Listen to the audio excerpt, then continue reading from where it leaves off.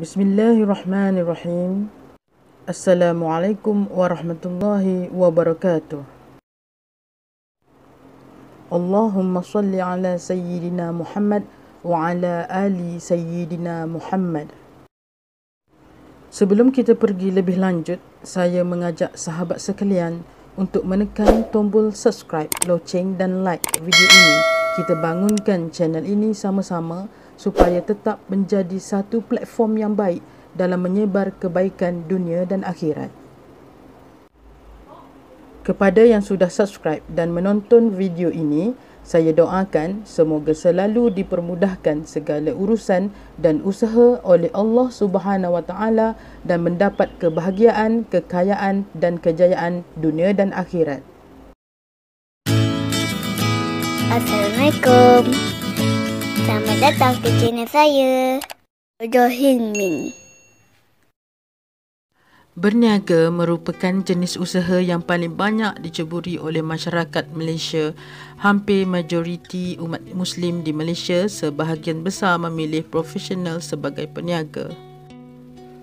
Nabi Muhammad sallallahu alaihi wasallam sendiri pernah menganjurkan kita sebagai umat Muslim untuk berniaga kerana keuntungan dari berniaga sangat banyak, hampir 100% atau lebih lagi bergantung kepada kita sebagai pedagang yang pandai menerapkan sistem perniagaan Rasulullah sallallahu alaihi wasallam. Memang kita sebagai seorang Muslim dibebaskan untuk mencari rezeki di bidang apapun asalkan ianya halal dan berkat, maka itu tidak berdosa. Untuk itu, perlu diingatkan kepada anda bahawa kita harus selalu bersikap jujur dan dapat dipercaya sehingga kita akan mendapatkan keberkatan dari segala bidang usaha kita. Kerana hasil dari usaha kita tersebut akan digunakan untuk menafkahi diri sendiri, keluarga dan anak kita, sehingga perlu diperhatikan kehalalannya.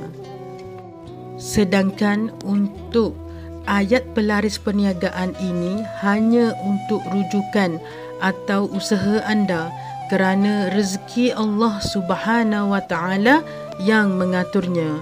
Jadi kita memohon kepada Allah Subhanahu Wa Taala supaya perniagaan laris dengan cara berdoa agar perniagaan kita tidak mengalami kerugian.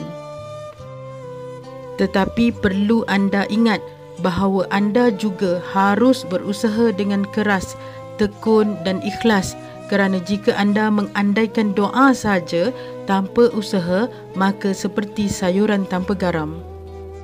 Bacaan ayat pelaris perniagaan ini dibacakan setelah selesai solat wajib 5 waktu dan boleh juga dibacakan saat anda ingin bergerak ke tempat perniagaan atau masa ingin membuka kedai yang dilengkapi dengan niat yang benar untuk mencari nafkah buat isteri, anak dan keluarga.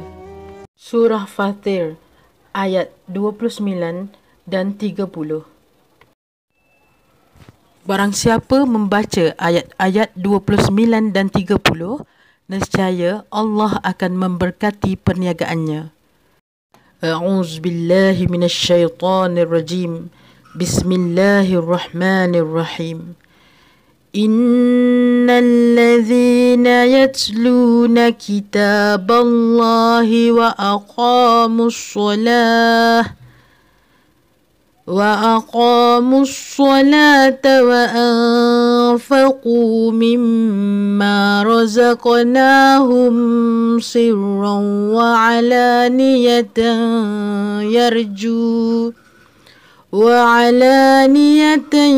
yarjuna tijaratan lan tabur. Yang bermaksud, sesungguhnya orang-orang yang selalu membaca kitab Allah dan tetap mendirikan sembahyang serta mendermakan dari apa yang kami kurniakan kepada mereka secara bersembunyi atau secara terbuka, mereka dengan amalan yang demikian mengharapkan sejenis perniagaan yang tidak akan mengalami kerugian. Ayat 30. Bismillahirrahmanirrahim. liyuwaffiyahum ujurahum wa yazidahum min fadlih innahu ghafurun syakur. Maksud ayat 30 ini ialah supaya Allah menyempurnakan pahala mereka dan menambahi mereka dari limpah kurnia-Nya. Sesungguhnya Allah Maha Pengampun lagi sentiasa membalas dengan sebaik-baiknya akan orang-orang yang bersyukur kepadanya. Janganlah kita cuma mengamalkan doa-doa pelaris berserta ayat-ayat suci Al-Quran hanya ketika melakukan perniagaan sahaja, tetapi hendaklah amalan-amalan wajib lain juga disempurnakan. Jadi jangan tinggalkan yang wajib untuk mendapatkan rahmat-Nya. Pemilik bisnes tidak perlu lagi mencari pelaris yang belum pasti kebenarannya dan tidak bercampur aduk dengan sihir.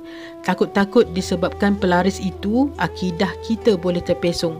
Yang melariskan adalah kehendaknya dengan daya usaha sendiri yang diberkati oleh Allah Subhanahu Wa Taala. Minta dan mohon kepadanya dengan membaca ayat-ayat tersebut tadi. Pelaris bagi perniagaan ialah jangan meninggalkan perintah Allah Subhanahu Wa Taala. Ini penting. Lihat ciri peniaga yang disebut dalam surah An-Nur.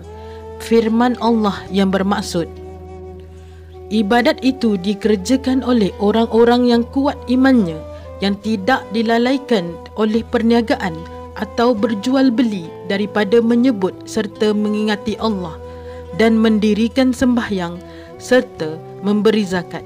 Mereka takutkan hari kiamat yang padanya berbalik-balik hati dan pandangan. Daripada surah An-Nur ayat ke-37. Memelihara solat dan menunaikan zakat menjadi ciri seorang peniaga yang berjaya dunia dan akhirat. Usaha lain yang memberi impak yang besar bagi melariskan perniagaan ialah dengan memelihara solat sunat duha. Keuntungan dikongsikan bersama orang yang memerlukan seperti fakir miskin, rumah anak-anak yatim. Allah Subhanahu Wa Taala memberi lalu melihat kepada sikap orang yang diberi bersyukur atau kufur dengan nikmat limpah kurniaannya. Rasulullah sallallahu alaihi wasallam ada bersabda yang bermaksud, seorang peniaga yang jujur lagi amanah di akhirat kelak akan ditempatkan bersama para anbiya dan para syuhada. Al-Tirmizi 1209. Terima kasih. Jangan lupa subscribe ya.